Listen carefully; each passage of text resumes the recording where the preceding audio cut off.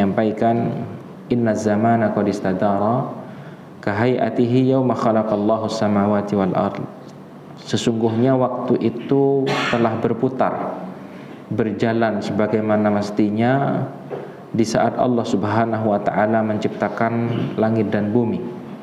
As-sanatu 12 syahra, 1 tahun itu ada 12 bulan. 1 tahun kata Nabi ada 12 bulan. Minha arba'atun hurum, yang lalu kemudian 4 bulan dari 12 bulan itu adalah bulan-bulan haram, thalathun mutawaliyat, yang mana 3 bulan diantaranya adalah bulan-bulan yang berurutan, yaitu Dzulqa'dah, bulan di mana kita berada. Ini kata Nabi SAW merupakan salah satu bulan haram. Lalu kemudian Dzulhijjah wal Muharram, Dzulqa'dah, Dzulhijjah, Muharram. Lalu kemudian yang keempat yang terpisah adalah bulan Rajab. Wa Rajaba Mudhar alladzi baina Jumadai wa Sya'ban. Dan Rajab Mudhar dinisbahkan kepada kabilah Mudhar karena memang kabilah ini adalah kabilah yang sangat mengagungkan bulan Mudhar, sangat mengagungkan bulan Rajab, yaitu kabilah Mudhar, maka dinisbahkan kepada mereka. Wa Rajaba Mudhar alladzi baina Jumadai wa Sya'ban, di mana bulan Rajab ini adalah bulan yang terletak antara Jumadil Awal, Jumadil Tsani dan bulan Sya'ban. Nah, maka ini adalah 4 bulan yang diharamkan oleh Allah Subhanahu wa taala.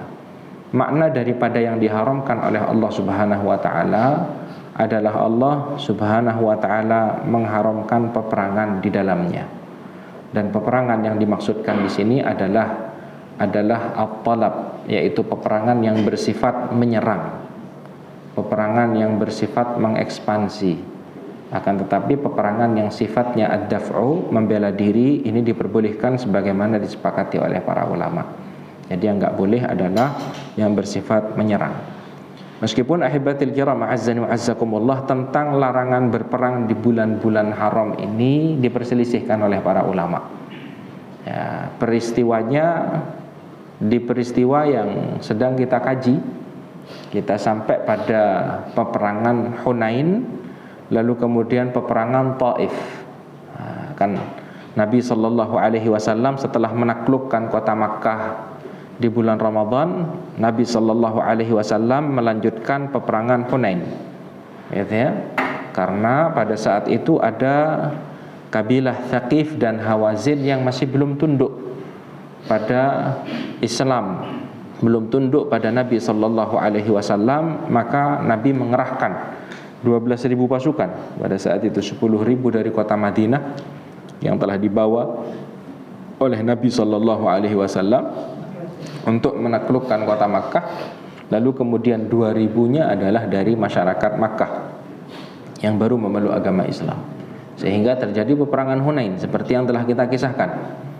Yang lalu kemudian pada awalnya peperangan Hunain itu dimenangkan oleh Thaqif dan Hawazin, menjadikan para sahabat-sahabat Nabi banyak di antara mereka yang melarikan diri dikarenakan serangan tiba-tiba ketika kaum muslimin itu mendatangi lembah Hunain, di mana pasukan Thaqif dan Hawazin sudah bersembunyi pada saat itu, yang mana ketika Nabi dan para sahabat datang, lalu kemudian diserang secara tiba-tiba hingga menjadikan para sahabat banyak di antara mereka yang melarikan diri, banyak di antara mereka yang terluka, termasuk di antaranya adalah sahabat Khalid ibn Walid. Sampai pada akhirnya Nabi SAW memanggil kembali pasukan kaum muslimin, memanggil kembali orang-orang yang pernah berbaiat kepada Nabi SAW pada Bai'atur Ridwan di tahun 6 Hijriah. Yang lalu kemudian Nabi memerintahkan kepada Abbas, paman Nabi yang memiliki suara lantang, untuk memanggil kembali kaum muslimin. Lalu kemudian kaum muslimin kembali bersatu bersama Nabi SAW, sampai pada akhirnya berhasil memukul mundur Thaqif dan Hawazin. Yang lalu kemudian ada banyak dari Thaqif dan Hawazin ini yang menyelamatkan diri mereka ke Taif, yang banyak menyelamatkan diri mereka ke Taif, berlindung di benteng-benteng Taif, hingga Nabi SAW melanjutkan peperangan, membawa pasukan kaum muslimin ini menuju Taif, yang lalu kemudian melanjutkan pengepungan, gitu ya. Jadi pasukan musuh pada saat itu berlindung di balik benteng, sehingga tidak terjadi mubarazah, tidak terjadi perang adu tanding, tidak terjadi kontak fisik secara langsung. Maka yang dilakukan oleh Nabi Shallallahu Alaihi Wasallam, Nabi mengepung mereka, dan peperangan itu berlanjut sampai bulan Dzulqa'dah, gitu ya. Peperangan itu berlanjut sampai bulan Dzulqa'dah. Makanya diperselisihkan oleh para ulama, apakah syariat tidak bolehnya berperang di bulan haram itu masih berlaku, ataukah sudah dihapus? Sebagian para ulama berpendapat sudah dihapus, karena Nabi Shallallahu Alaihi Wasallam pernah melakukan peperangan, yaitu Ghazwatut Taif pada bulan Dzulqa'dah. Dan sebagian yang lain menyampaikan bahwasanya syariat larangan berperang di bulan haram masih terus berlaku, karena memang di dalam beberapa adillah menunjukkan akan hal tersebut. Seperti ketika Allah menyampaikan, ya ayyuhalladzina amanu la tuhillu sya'airallahi wala syahrul haram, wahai orang-orang yang beriman, janganlah kalian melanggar, gitu ya, akan syiar-syiar Allah Subhanahu wa taala, ataupun melanggar larangan-larangan di bulan haram dengan berperang di dalamnya. Lalu kemudian kalau seperti di dalam surat At-Taubah, Allah menyampaikan di ayat yang kelima, fa idzan salakhal ashhurul hurum faqtulul musyrikin haitsu wajadtumuhum. Jika kalian sudah keluar dari bulan-bulan haram, maka perangilah orang-orang musyrik itu dimanapun kalian mendapatinya. Kalau seperti diriwayatkan oleh Imam Ahmad dari hadisnya Jabir bin Abdullah, lam yakun Rasulullah sallallahu alaihi wasallam yaghzu fi syahril haram. Nabi tidak berperang di bulan haram illa ayyughza aw yughzaw, kecuali ketika Nabi atau Nabi dan para sahabat diperangi. Fa idza hadara dzalika aqama bina hatta yansalih. Maka kalau misalkan Nabi itu berada di bulan haram, maka Nabi sallallahu alaihi wasallam menanti sampai bulan haram itu selesai, baru kemudian melangsungkan peperangan. Nah, maka ini ahibatil kiram azzan wa azzakumullah adalah tentang bulan di mana kita berada. Terlepas dari perselisihan di antara para ulama terkait dengan larangan berperang di dalamnya, akan tetapi keharaman bulan-bulan 4 dari 12 bulan itu masih tetap diperintahkan yang namanya kaum muslimin itu untuk mengagungkan bulan-bulan ini. Dengan cara apa? Dengan cara melaksanakan ketaatan kepada Allah Subhanahu wa taala. Ini adalah cara seorang muslim untuk mengagungkan bulan-bulan haram, melakukan ketaatan di dalamnya, lalu kemudian meninggalkan larangan-larangan Allah Subhanahu wa taala di dalamnya. Melakukan ketaatan karena ketaatan yang dilakukan beriringan dengan waktu-waktu yang dimuliakan oleh Allah Subhanahu wa taala memiliki besaran pahala yang lebih. Demikian halnya dengan kemaksiatan, kezaliman yang dilakukan di bulan-bulan haram, ini juga memiliki besaran dosa yang lebih. Amalan soleh itu kalau dilakukan beriringan dengan waktu yang dimuliakan, dia memiliki besaran pahala, kelipatan pahala yang lebih. Kalau seperti disampaikan oleh Al-Imam Abu Qatadah ketika menafsirkan firman Allah yang terdapat di dalam surat At-Taubah di ayat yang ke-36, maka Al-Imam Qatadah menyampaikan, al-amalus shalihu a'zamu ajran fil ashhuril hurum. Amalan soleh yang dilakukan di bulan-bulan haram itu pahalanya lebih besar. Gitu ya. Jadi ini cara kita untuk mengagungkan bulan-bulan haram itu adalah dengan memperbanyak melakukan ketaatan kepada Allah Subhanahu wa taala, dari amalan-amalan yang diwajibkan ataupun amalan-amalan yang disunnahkan, serta menjaga diri kita dari hal-hal yang diharamkan, karena memang Allah di akhir ayat di dalam surat At-Taubah ayat yang ke-36 menyampaikan, fala tadzlimu fihinna anfusakum, janganlah kalian menzalimi diri kalian di dalamnya. Di mana Qatadah menyampaikan, wadzulmu fihinna a'zamu minhu fi ma siwahunna, dan kezaliman di bulan-bulan haram ini lebih besar dosanya, lebih dahsyat dosanya dibandingkan dengan bulan-bulan yang lain. Wa in kana dzulmu ala kulli halin aziman, walaupun yang namanya kezaliman itu kapanpun tetap sesuatu yang dahsyat, jangan sampai dilakukan oleh seorang muslim. Nah, maka ini ahibatul kiram azan wa azakumullah adalah bulan di mana kita berada. Saudara-saudara sekalian yang dimuliakan oleh Allah Subhanahu wa taala, kita sampai pada pembelajaran tentang peperangan Hunain, peperangan Taif. di mana ketika Nabi kita Nabi Muhammad sallallahu alaihi wasallam itu telah menyelesaikan peperangan Taif. Jadi ternyata benteng Taif ini tidak sampai bisa ditembus. Maka Nabi sallallahu alaihi wasallam pada saat itu memerintahkan para sahabat untuk kembali, tidak perlu dilanjutkan. Karena berbagai upaya telah dilakukan oleh Nabi dan para sahabat, ternyata benteng itu cukup kuat. Membutuhkan waktu yang cukup lama, memakan banyak korban dari para sahabat-sahabat Nabi. Maka Nabi SAW memutuskan untuk meninggalkan Taif. Yang lalu kemudian Nabi SAW mendatangi sebuah tempat yang bernama Ji'ranah. Ini kalau yang pernah haji atau pernah umroh, Ji'ranah ini tempat biasanya dilakukan oleh sebagian kaum muslimin untuk ngambil mikot biasanya, untuk ngambil mikot.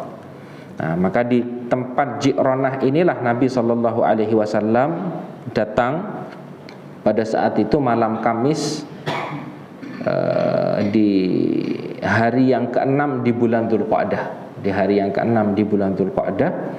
Yang lalu kemudian Nabi SAW ketika berada di Ji'ranah, tempat di mana Nabi meletakkan harta rampasan perang Hunain. Jadi Hunain itu ketika berhasil dimenangkan oleh kaum muslimin, di sana ada banyak harta rampasan perang. Kenapa kok banyak harta rampasan perang? Iya, karena memang Thaqif dan Hawazin ini ketika melakukan peperangan Hunain, memang mereka itu datang dengan harta benda mereka dan juga dengan anak istri mereka. Untuk niatan awalnya menyemangati mereka agar jangan sampai kalah, ada yang diperjuangkan, harta benda mereka, keluarga mereka yang diperjuangkan. Tapi ternyata ketetapan Allah Subhanahu wa taala berbeda.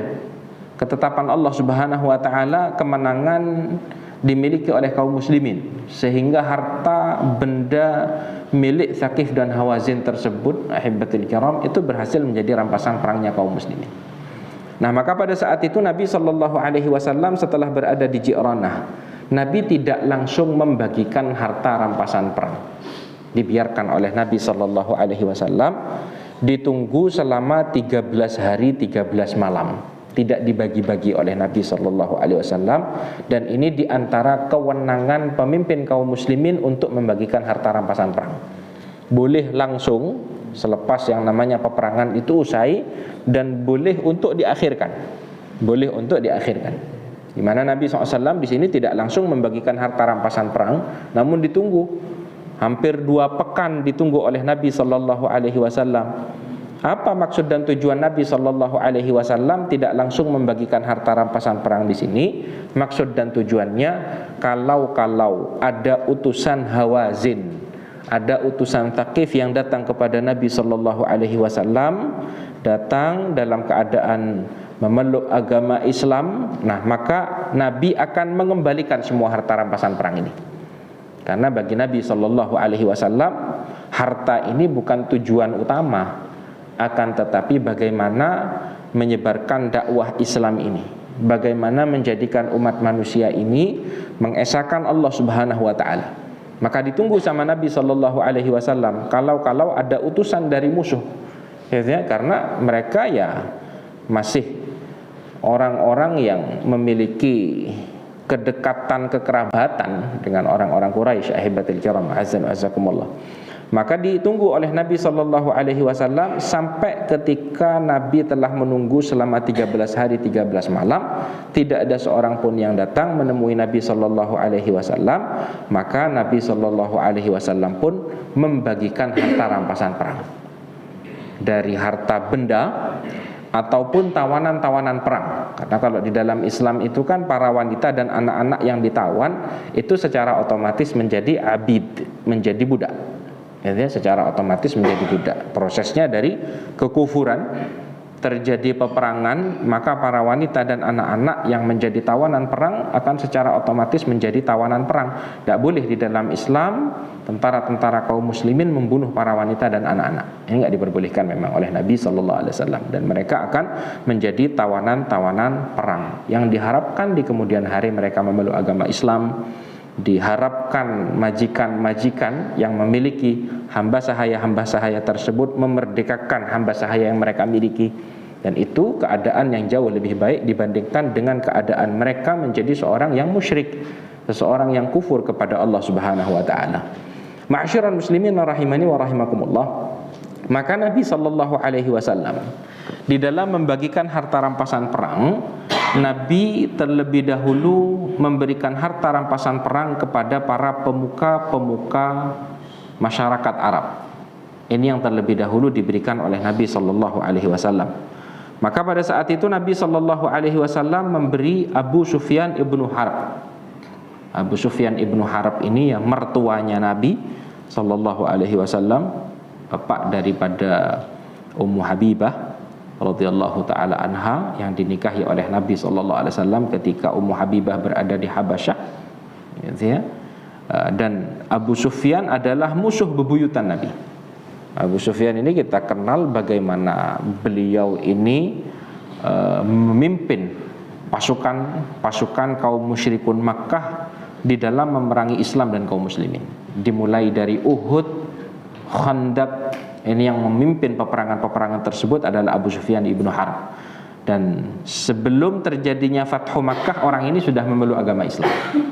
Orang ini sudah memeluk agama Islam, dibawa oleh paman Nabi yang bernama Abbas. Ketika ia sedang mencari informasi, mendapati kaum muslimin ketika berada di Marud Dhahran. Kaum muslimin pada saat itu menghidupkan api unggun dalam jumlah yang banyak, ada 10.000 pasukan, dan Nabi memerintahkan kaum muslimin untuk membuat api unggun. Sempat kaget Abu Sufyan sampai ketika bertemu dengan Abbas dibawa untuk menemui Nabi sallallahu alaihi wasallam, bermalam bersama Abbas, lalu kemudian di keesokan harinya diajak untuk memeluk agama Islam. Dan pada saat itu Abu Sufyan mau untuk memeluk agama Islam walaupun masih ada keraguan di dalam hatinya, keraguan akan kenabian Nabi Muhammad sallallahu alaihi wasallam. Maka pada saat itu Nabi sallallahu alaihi wasallam memberikan Abu Sufyan ibnu Harb mi'atam minal ibil, 100 ekor onta. Banyak enggak kira-kira? Banyak ya. Misalkan sapi aja, orang punya 100 ekor sapi dikasih gratisan gitu. Dikasih satu aja kan sudah Masya Allah. Ini 100. Dan harga onta itu lebih mahal daripada sapi. Nah, maka oleh Nabi SAW dikasih 100 ekor onta. Lalu kemudian Nabi memberikan Abu Sufyan ibnul Harith. Abu Sufyan ibnul Harith ini juga baru memeluk agama Islam sebelum terjadinya Fathu Makkah. Pada perjalanan Nabi SAW dari Madinah menuju Makkah untuk melakukan Fathu Makkah, Abu Sufyan ibnul Harith baru menemui Nabi SAW untuk memeluk agama Islam. Dan dia masih sepupu kalau sama Nabi SAW. Dikasih 100 ekor onta. Ada Aqra ibnu Habis At-Tamimi dikasih 100 ekor onta. Ada Uyainah ibnu Hisan Al-Fazari dikasih 100 ekor onta. Ada Alqamah ibnu Ulafah dikasih 100 ekor onta. Artinya harta rampasan perangnya ini banyak memang. Ya, karena memang Thaqif dan Hawazin pada saat itu membawa harta-harta mereka. Ternyata ini cara Allah Subhanahu wa taala untuk mengaruniakan rezeki kepada kaum muslimin, dan ini diantara keistimewaan umat ini. Kalau seperti yang disampaikan oleh Nabi, u'titu khamsan lam yu'tahunna ahadum minal anbiya'i qabli. Aku dikasih 5 keistimewaan yang tidak pernah diberikan kepada nabi-nabi sebelumku, yang mana salah satu diantaranya adalah wa uhillat liyal ghanaim. Umatnya Nabi Muhammad ini dihalalkan untuk dapat memanfaatkan harta rampasan perang. Ini bahkan menjadi harta yang paling diberkahi oleh Allah Subhanahu wa taala. Kalau dulu enggak. Kalau dulu kaum muslimin, umatnya para nabi-nabi Allah ketika memenangkan satu peperangan lalu memperoleh harta rampasan perang, nggak boleh dimanfaatkan, dikumpulkan di satu tempat, lalu kemudian Allah mengirimkan api dari langit untuk membakar harta rampasan perang tersebut. Ini keistimewaan umat ini, gitu ya. Nabi Shallallahu Alaihi Wasallam memberikan Abbas ibnu Mirdas tidak nyampe 100 ekor onta, lalu protes kepada Nabi SAW, ini kok dikasih 100, saya kok tidak 100, gitu ya. Lalu kemudian sama Nabi disempurnakan menjadi 100 ekor onta. Lalu kemudian Nabi memberikan Hakim bin Hizam, salah satu kaum musyrikun Makkah yang diharapkan keislamannya dan memeluk agama Islam orang ini, dikasih 100 ekor onta.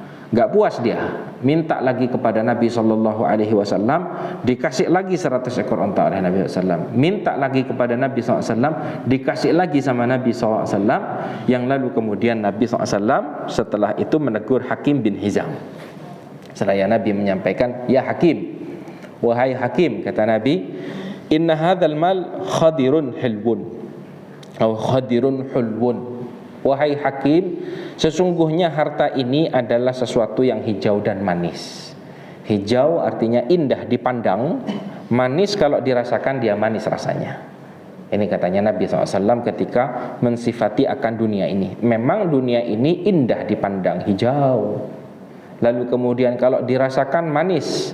Faman akhadhahu bisakhawati nafsin burika lahu fihi. Maka barang siapa yang mengambilnya dengan kepuasan hati, ya, dengan keridhaan, ridha akan apa yang Allah Subhanahu wa taala bagikan padanya, burika lahu fihi, maka niscaya Allah Subhanahu wa taala akan memberkahinya. Ini ada pembelajaran penting dari Nabi sallallahu alaihi wasallam, ya. Barang siapa yang mengambilnya karena kerelaan hatinya, keridhaannya akan apa yang Allah Subhanahu wa taala bagikan kepadanya, niscaya Allah akan memberkahi hartanya. Wa man akhadhahu bi isyrafi nafsin lam yubarak lahu fihi. Tapi yang mengambilnya dengan isyrafun nafs, tidak ada kepuasan di sana, tidak rela dengan yang Allah Subhanahu wa taala berikan, selalu kurang, maka kata Nabi SAW, niscaya tidak akan diberkahi. Wa kana alladhi ya'kul wa la yashba. Lalu kemudian Nabi mempermisalkan pada saat itu perumpamaan orang seperti ini seperti orang yang makan dan tidak pernah kenyang. Apapun menunya, ya, mau berapa piring makannya, maka tidak akan pernah kenyang, kata Nabi SAW. Wal yadul ulya khairum minal yadi sufla.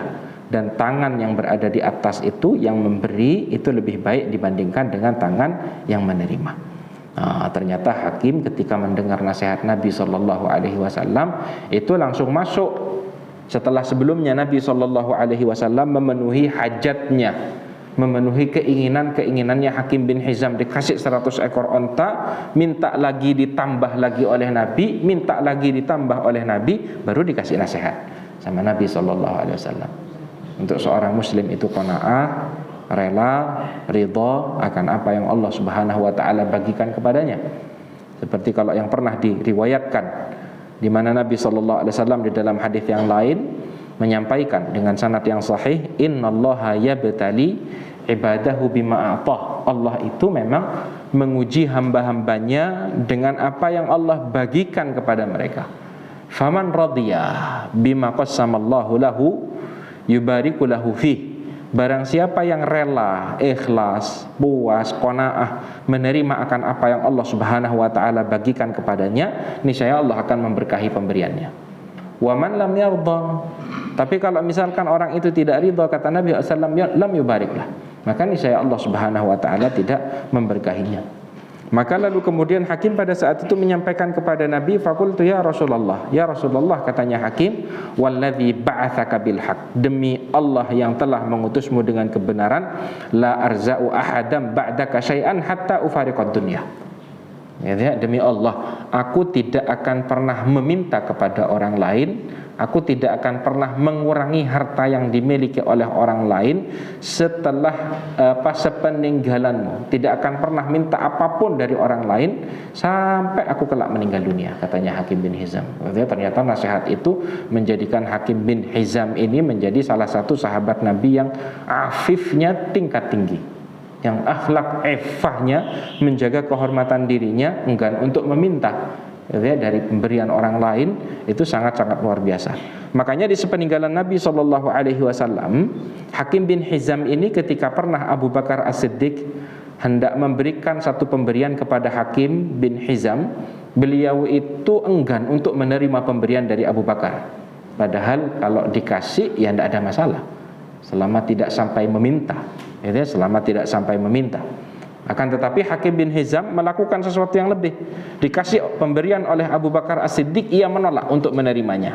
Lalu kemudian di masa pemerintahan Umar ibn al-Khattab radhiyallahu taala anhu, ketika Umar pada saat itu hendak memberikan pemberian kepada Hakim bin Hizam, ia juga enggan untuk menerimanya.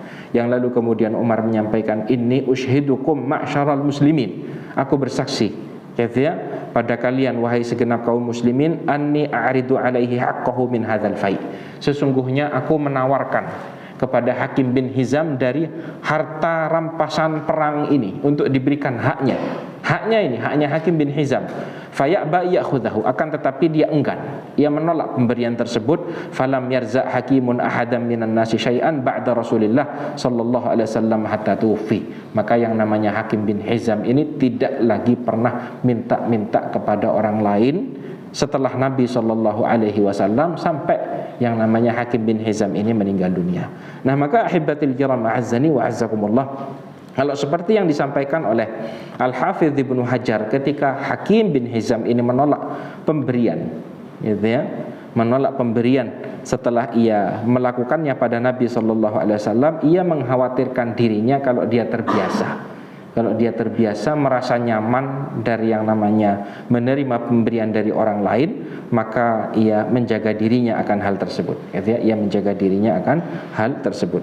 Nah, maka ini ahibatil kiram azzan wa azzakumullah adalah tentang kisah di mana Nabi sallallahu alaihi wasallam membagikan harta rampasan perang kepada para sahabat-sahabatnya ridwanullahu taala alaihim ajmain.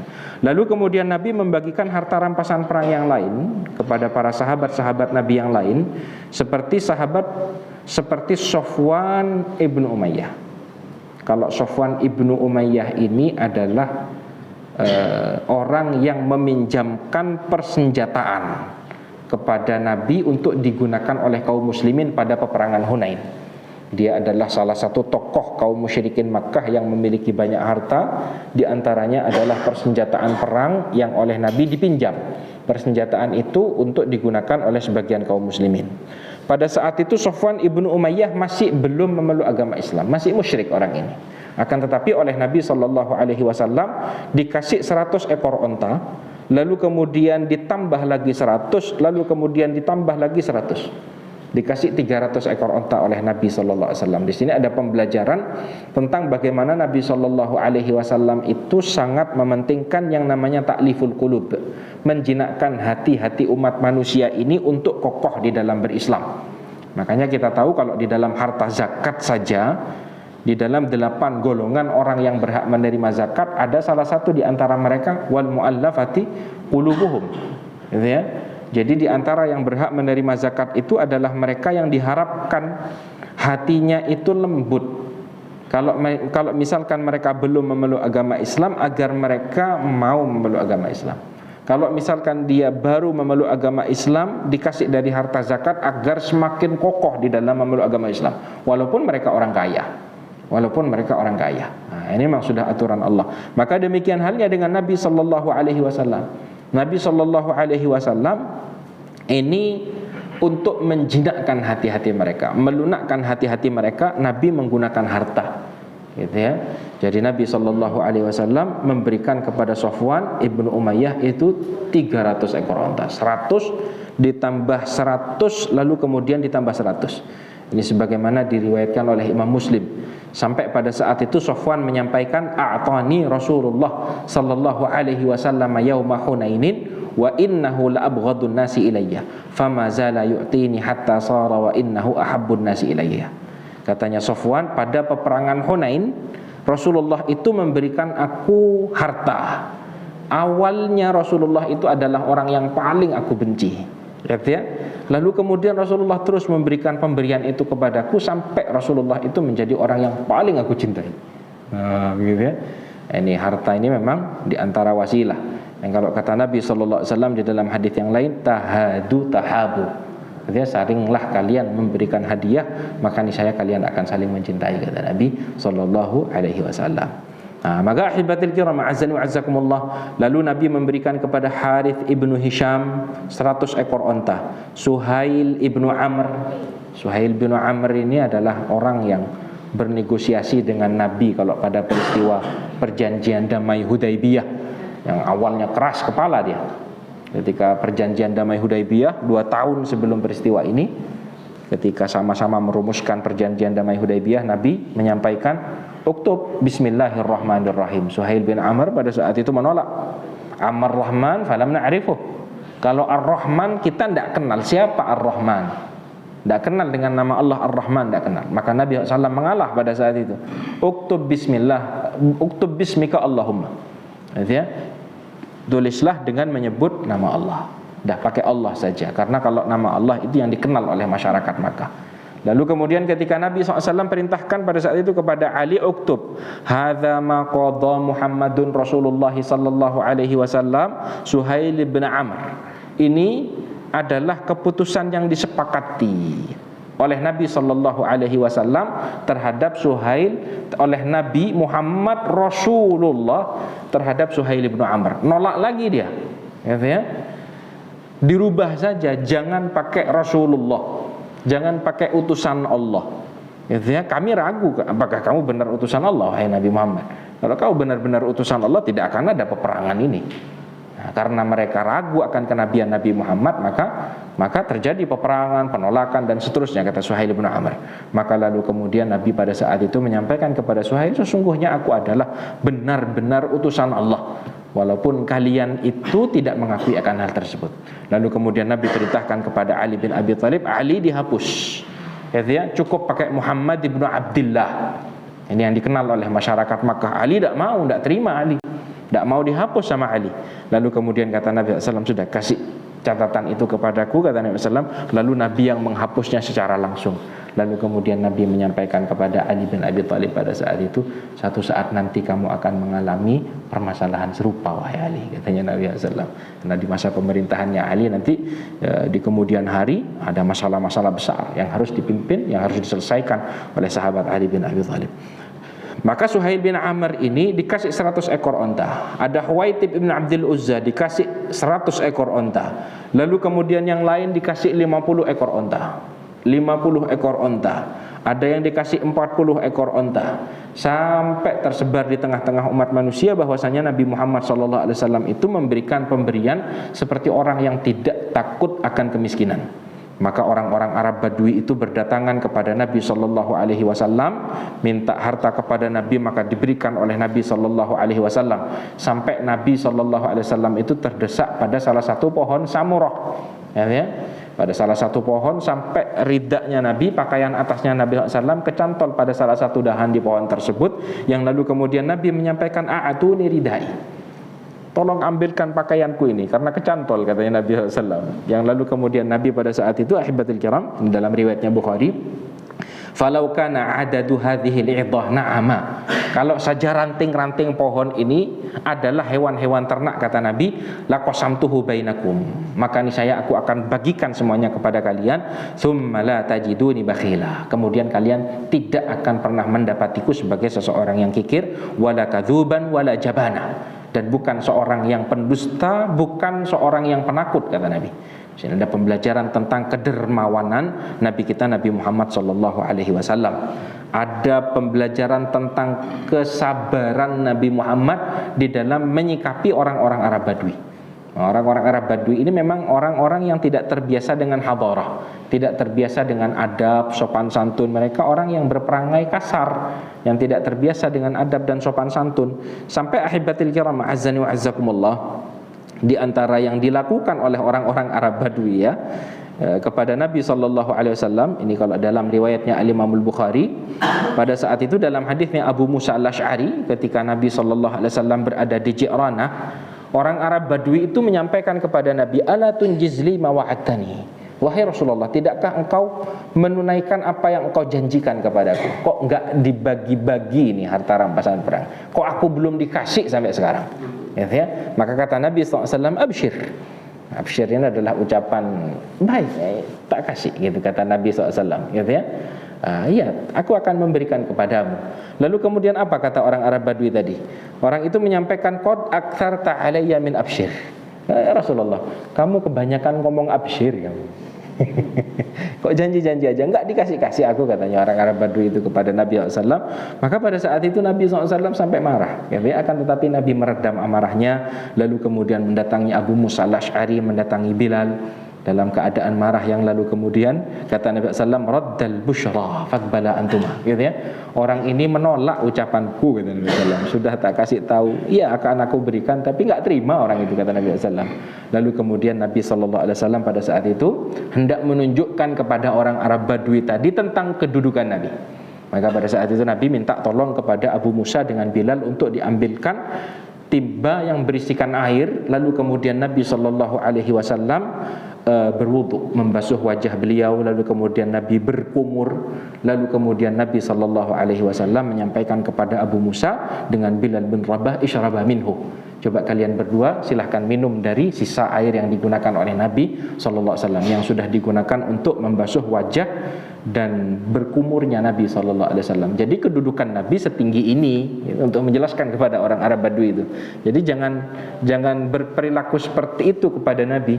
Maka pada saat itu para sahabat, yaitu Abu Musa dengan Bilal, pada saat itu meminum dari sisa air yang digunakan oleh Nabi SAW, ya, dan Nabi memerintahkan silahkan kalian gunakan untuk membasuh wajah, lalu kemudian leher kalian, dan terimalah kabar gembira itu, kata Nabi SAW. Sampai ketika Abu Musa dengan Bilal bin Rabah melakukan hal itu, Ummu Salamah, istrinya Nabi SAW, dari balik tenda menyampaikan kepada keduanya, an afdila li ummikuma, ya, airnya jangan dihabiskan, sisakan untuk ibu kalian, yaitu Ummu Salamah, ummahatul mukminin, ya.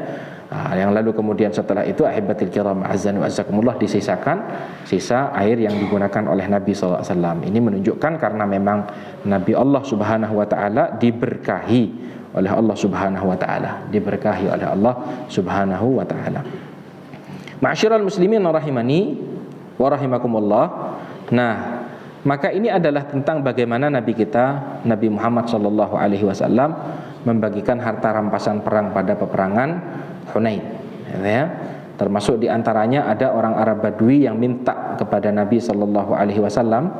Ini sebagaimana diriwayatkan oleh Imam Muslim, di mana ada orang Arab Badui yang pada saat itu minta kambing kepada Nabi, dan Nabi memberikan kambing-kambing yang terletak di antara baina jabalaini, di sebuah lembah yang terletak di antara dua gunung.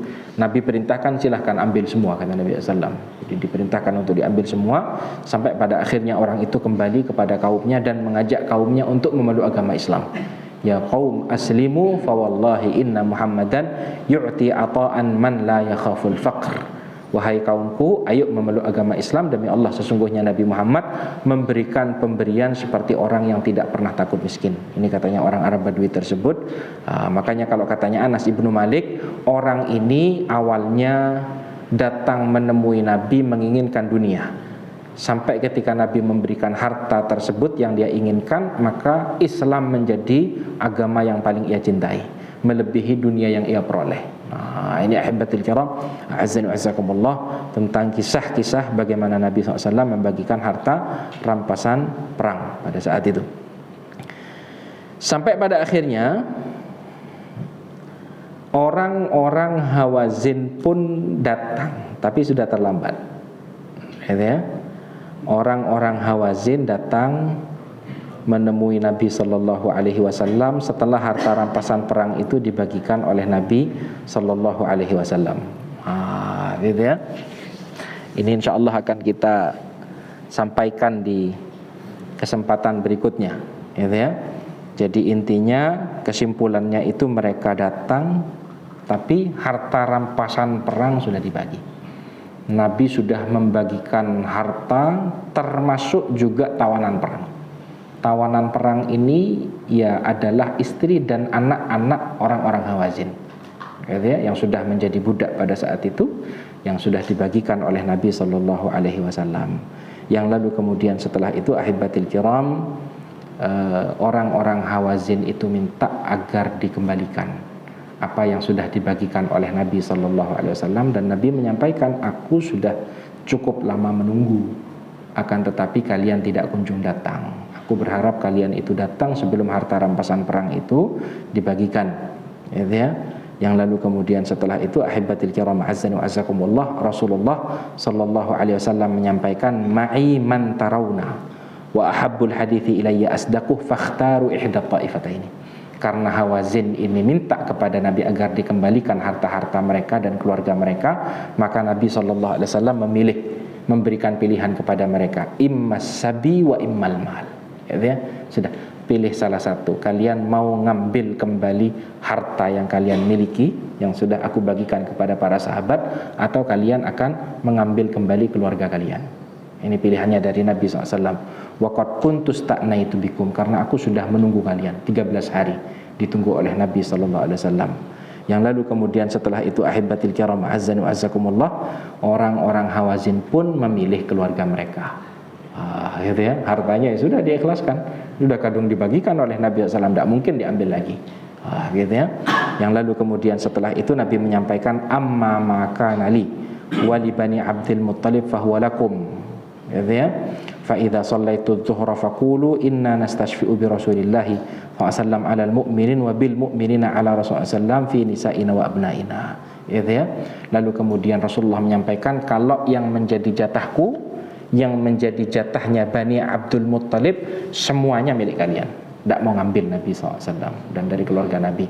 Tapi kalau yang miliknya kaum muslimin, setelah sholat duhur nanti silahkan kalian sampaikan kepada mereka, inna nastashfi'u bi Rasulillahi alal mu'minin. Ya, kami meminta syafaat, ya, dari Rasulullah SAW kepada kaum mukminin untuk mengembalikan istri-istri dan anak-anak kami. Maka lalu kemudian setelah itu ahibatil kiram azzani wa azzakumullah, Nabi setelah melaksanakan sholat duhur menyampaikan kepada para sahabatnya, fa inna ikhwanakum qad ja'u ta'ibina wa inni qad ra'aitu an arudda ilaihim sabiyahum. Sesungguhnya kata Nabi kepada para sahabat semua, saudara kalian dari Hawazin ini datang dalam keadaan bertaubat. Ya, maka aku berpendapat untuk hendaknya tawanan-tawanan perang yang kalian miliki dikembalikan. Gitu ya. Maka lalu kemudian setelah itu Nabi menyampaikan amma maka ali wali bani Abdul Muttalib fahuwa lakum. Sementara yang menjadi hakku dan menjadi haknya keluarga Bani Abdul Muttalib semuanya akan dikembalikan kepada Hawazin.